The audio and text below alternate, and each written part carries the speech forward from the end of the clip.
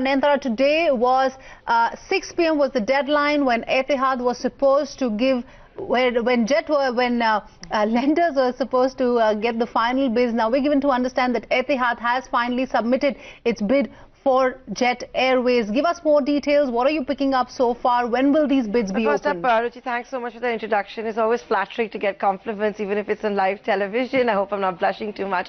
But having said that, yes, you heard it first right here on ET Now, and we have been able to confirm it with the highly placed sources.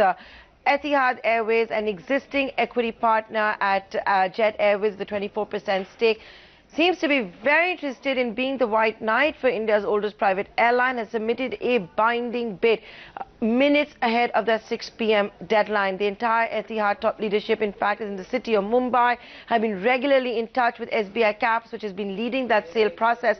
Our sources now telling me that with minutes to go for that deadline to expire, the 6 p.m. deadline, Etihad Airways submitted its binding bid with an Indian partner. The sad part of the news I've got for today is that I've not been able to ascertain who that Indian partner is. We at ET Now working very hard to continue getting all of those details. It is a developing story. But having said that, what's also very interesting to note is that all the lenders together will be opening this binding bid. Maybe that's going to happen over the weekend. It's going to happen over the next couple of days. When Jet Airways got grounded, there was a lot of fears, and we've been talking about this. Would anybody actually come ahead and actually bid for Jet Airways?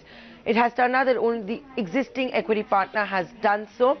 In the past, Jet Airways CEO Vinay Dubey, when he would be in the national capital in the corridors of power, he was being assured the minute you have a white knight, the minute there is a buyer, we will return the Jet Airways slots. You can come back and get your planes from Jet as you're able to do with the lessors, etc.